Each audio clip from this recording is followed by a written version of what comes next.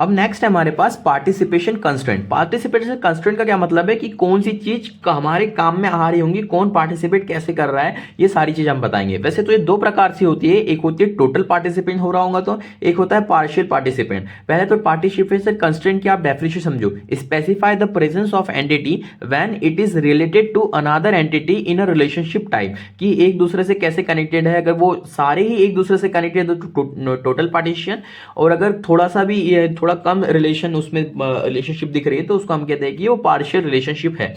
इसका एग्जांपल देखो कि इसमें अब टाइप्स आते हैं, ये ऐसे टाइप्स में आपको पढ़ाने वाला हूं, बताने वाला हूं भी क्या होता है। एक हो गया वीक वर्सेस स्ट्रॉन्ग एंटिटी। ये वीक और स्ट्रॉन्ग एंटिटीज का मतलब क्या होता है कि जो वीक एंटिटी होती है वो कैन उसको हम लोग यूनिकली आइडेंटिफाई नहीं कर पाते हैं कि जो ये वीक आइडेंटिटी है, ये अगर मैंने एक रिलेशनशिप बनाया, उसका नाम दिया पॉलिसी, और पॉलिसी से एम्प्लॉय कनेक्टेड है तो पॉलिसी से वो डिपेंडेंट भी है, तो ये जो डिपेंडेंट वाली जो बात है ये वीक एंटिटी है, क्योंकि इसको अच्छा वीक एंटिटी को हम लोग ऐसे डबल स्क्वायर में लिखते हैं। और ये स्क्वायर का मतलब क्या होता है या फिर रेक्टेंगल का मतलब क्या होता है कि ये हमारा पर्टिकुलर, जैसे कि यहाँ पे मैंने बताया था ये पर्टिकुलर एंटिटी सेट है, ये एंटिटी सेट है, तो ये एंटिटी हो गई हमारी और ये क्या हो गया, रिलेशनशिप हो गई। चलो आगे देखो, एक्सटेंडेड ईआर फीचर। अब जैसे कि ईआर डायग्राम पढ़ तो रहे पर उसका फीचर क्या, उसका काम क्या है, ये नाम बहुत है, इसमें से आपको एग्रीगेशन बहुत अच्छे से पढ़ना है, इनहेरिटेंस पढ़ना है, स्पेशलाइजेशन कर रहा होगा, जनरलाइजेशन कर रहा होगा, higher and lower level entity set बता रहा होगा, एट्रीब्यूट इनहेरिटेंस बता रहा होगा, एग्रीगेशन के ऊपर काम कर रहा होगा।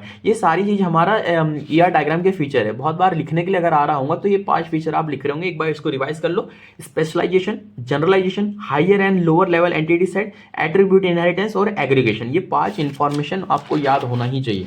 चलो अब अगर बात करें स्पेशलाइजेशन की, तो स्पेशलाइजेशन का क्या मतलब हो रहा होगा कि the process of designation sub grouping within an entity set is called as specialisation. कि एक पर्सन है, वो पर्सन का एम्प्लॉय के साथ क्या रिलेशन है, वो पर्सन एम्प्लॉय भी है, वो पर्सन एक कस्टमर भी है, तो person is a employee, person is a customer, और ये बाकी उसके एट्रीब्यूट ऐसे लिख दिए गए। स्पेशलाइज कर रहा है, ये जो रिलेशन है ये बता रहा है कि ये इसके साथ ऐसे ऐसे कनेक्टेड है, तो स्पेशलाइजेशन हो गया। अगर बात करें जनरलाइजेशन की, तो जनरलाइजेशन का मतलब है this community can be expressed by generalisation which is containment relation that exist between a higher level entities set and one or more lower level entity set. इसके अंदर हमको दो चीजें पढ़ना होगा, एक होगा डिसजॉइंट, एक होगा ओवरलैपिंग। आगे चल के देख रहे होंगे कि दो प्रकार के टेबल होंगे, उसको कैसे एक दूसरे से डिसजॉइन कर रहे होंगे, कैसे इसको वापस ज्वाइन कर रहे होंगे, ओवरलैपिंग वाला जो चीज आ रही होंगी, ये सारी चीज हम देखने वाले हैं।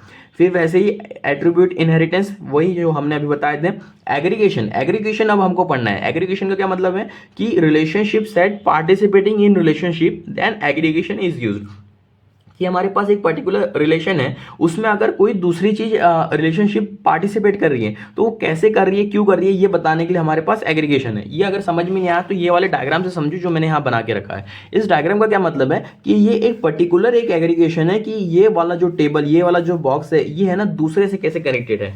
कि हम के बात कह दें कि ये एक बॉक्स है जिसके अंदर वर्क ऑन है, कि वर्क ऑन जॉब भी कर रहा है, वर्क ऑन एम्प्लॉयर, वर्क जो है ब्रांच में हो रहा है। तो इन सबको मैनेज करने के लिए, इन सबको मैनेज करने के लिए एक मैनेजर है, यानी ये एक मैनेजर रखेगा, वो वर्क को मैनेज करेगा और वर्क एक दूसरे को देख लेंगे कि कैसे मैनेज करना है। तो ये हो गया हमारा एग्रीगेशन वाली बात।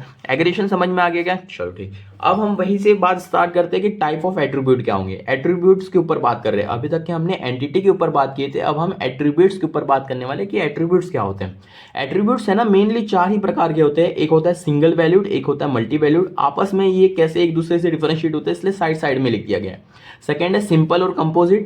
थर्ड है गिवन और डिराइव, जो चीजें दी गई है और उससे हम डिराइव कर रहे होंगे, ये वाली सारी चीजें एग्जांपल के थ्रू मैं बहुत प्यारे तरीके से आपको समझा रहा हूँ। फोर्थ है prime versus non prime attribute. ये सारी चीजें होती है जो कि एट्रीब्यूट के ऊपर डिपेंड होती है। और एट्रीब्यूट क्या होता है? कॉलम का नाम, कॉलम के नाम एक दूसरे से कैसे रिलेट होते हैं, क्या होते हैं, वो सारी चीजें हम पढ़ने वाले हैं। Single value versus multi value. अगर हम सिंगल वैल्यू की बात करें तो सिंगल वैल्यू में क्या होता है? Only one value possible for attribute for an entity. इसमें हमको एक ही वैल्यू मिल रही होंगी। जैसे कि एक पर्टिकुलर मैंने टेबल बनाया और टेबल का नाम रखा स्टूडेंट। स्टूडेंट के अंदर मैंने रोल नंबर बनाया, फोन नंबर बनाया कि एक टेबल बनाना है जिसके अंदर स्टूडेंट उस टेबल का नाम है, उसके अंदर रोल नंबर एक एट्रीब्यूट हो जाएगा और एक हमारा फोन नंबर एट्रीब्यूट हो जाएगा। तो आपको सिंपल सी बात है कि एक बच्चे का रोल नंबर तो एक ही होगा, कि अगर वो सीएस ब्रांच में पढ़ रहा है बच्चा और उसका रोल नंबर 1 है तो 1 है, 2 है तो 2 है, 3 है, 4 ऐसे ही होंगे। जैसे 70 बच्चे तो 70 रोल नंबर होंगे और सबके रोल नंबर क्या होंगे? यूनिक होंगे। यही चीज से हम लोग बता सकते हैं कि वन वैल्यूड एट्रीब्यूट है ये, कि एक पर्टिकुलर बच्चे की एक ही वैल्यू मिल रही होंगी। लेकिन फोन नंबर की बात करें तो फोन नंबर दो भी हो सकते हैं। अरे पर्टिकुलर दो सिम होती है बहुत लोगों के फोन में, तो ये फोन नंबर जो है ये मल्टी वैल्यूड एट्रीब्यूट है। तो मल्टी वैल्यूड एट्रीब्यूट को डबल इलिप्स में स्टोर किया जाता है। एक बार फिर से, ये जो डबल इलिप्स में आपको कभी स्टोर दिखेगा तो इसको हम कहेंगे कि मल्टी वैल्यूड एट्रीब्यूट है। और मल्टी वैल्यूड एट्रीब्यूट का मतलब है कि मल्टीपल वैल्यू पॉसिबल हो सकती है एक एट्रीब्यूट के लिए फॉर एन एंटिटी। बस अब देखो सिंपल और कंपोजिट क्या होता है। सिंपल का क्या मतलब है कि उसको हम लोग फर्दर डिवाइड नहीं कर सकते, तोड़ नहीं सकते। कि एक बंदे की एज है तो एज को क्या ही तोड़ेंगे, ये 13 साल का है, हो गए वो 13 साल का है, ठीक। लेकिन अगर यही बोलूं कि वो पर्टिकुलर सिटी में रहता है तो अब आप सवाल करेंगे अरे उस सिटी में कहाँ रहता है, कौन से स्ट्रीट पे रहता है, कौन से उसका जिप कोड क्या है, ये सारी चीजें अगर बात करें तो वो वाली चीज आ जाएगी हमारे कंपोजिट के अंदर। तो सिंपल वैल्यूज का मतलब क्या है, can not be further decompose, इसको हम फर्दर डिकम्पोज नहीं कर सकते, जैसे कि एज हो गया। और जैसे कंपोजिशन की बात करें तो उसको फर्दर डिकम्पोज कर सकते हैं, अलग अलग भाषा, अलग अलग एट्रीब्यूट और बना सकते हैं उसके, कि हाँ भाई आप एड्रेस, तो चलो अगर एड्रेस की बात की तो 4 लोग मेरे पास पुणे के, तो पुणे के 4 लोग हैं, उनको कैसे अब एक दूसरे से डिस्टिंग्विश करूं। तो हो सकता है कोई पुणे में यहाँ का हो, कोई ए जगह का, कोई बी जगह का, कोई सी जगह का। तो ऐसे हम लोग अलग अलग डिस्ट्रीब्यूट कर रहे होंगे। ये सिटी तो सेम हो गई, लेकिन अब जिप कोड की बात करें, स्ट्रीट की बात करें, लैंडमार्क की बात करें, तो ये अलग अलग होगा, तो जब जाके हम उसको डिस्ट्रीब्यूट कर रहे होंगे या वो कहलाएंगे हमारा कंपोजिट एट्रीब्यूट। आगे देखो गिवन वर्सेस डिराइव्ड। गिवन का क्या मतलब है कि वो चीजें गिवन है, वो उससे आगे चीजें डिराइव नहीं हो सकती, can not be derive from, can be derive from the given attribute. और अगर गिवन की बात करें तो वो और किसी और से चीजें डिराइव नहीं हो सकता। अगर मैं बात करता हूं डिराइव की, तो डिराइव को हम लोग किसी और चीज से डिराइव कर सकते, जैसे कि एज होगी। अगर मुझे आपकी एज नहीं पता और डेट ऑफ बर्थ पता है तो मैं डेट ऑफ बर्थ से एज निकाल लूंगा। अगर अभी 2023 चल रहा है और आप 2000 के अगर पैदा हुए हो तो आप अभी 23 साल के हो, ये मैं ऐसा बता सकता हूं।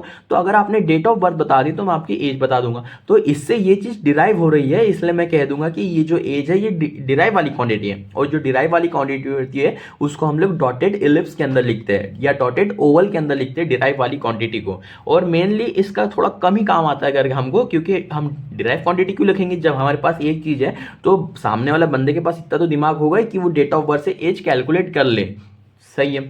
और अब आप फोर्थ वाला देखो, prime versus non prime attribute. अब जो प्राइम एट्रीब्यूट होता है ना, उसके नीचे एक ऐसी लाइन खींच दिया जाती है, वो प्राइम ये बताता है कि ये यूनिक की है। ये एक टेबल तो आपने बनाया, उसके अंदर ये वाला जो एट्रीब्यूट आप रोल नंबर बता रहे हो ये यूनिक है। इस अगर मैं आपको एक स्टूडेंट टेबल दे दूं और उसके अंदर रोल नंबर दे दूं तो आप हर एक बच्चे की इंफॉर्मेशन निकाल के ला सकते हो कि एक पर्टिकुलर ये मैंने टेबल बनाया और यहाँ पे एक बच्चे का रोल नंबर लिखा है 5, तो ये 5 वाले अगर मैं इस 5 रोल नंबर को एक्सेस कर लूँ तो मुझे सारा इसका डेटा मिल जाएगा। लेकिन ऐसे ही अगर इसका उल्टा वाला एग्जाम्पल दे दूं कि मैंने आपको एक बच्चे का नाम बताया रोहन, और रोहन तो वहाँ पे 5 नाम के हैं, हमारे क्लास में 5 हिमांशु है। अब 5 हिमांशु है तो बहुत बार कंफ्यूजन हो जाता है कि कैसे कौन से हिमांशु को बुलाया जा रहा है। हमारे क्लास में 2 साक्षी है और उनका सरनेम भी सेम है, तो ये वाली जो चीज होती है नाम सेम वाली चीज है, इसको हम कहते हैं कि ये नॉन प्राइम एट्रीब्यूट है, ये एट्रीब्यूट नहीं बन सकता। और जो प्राइम एट्रीब्यूट है उसी को हम कहते हैं की, और जो की होती है वो ईआर डायग्राम में उसको कह देंगे कि वो हमारी प्राइमरी की है।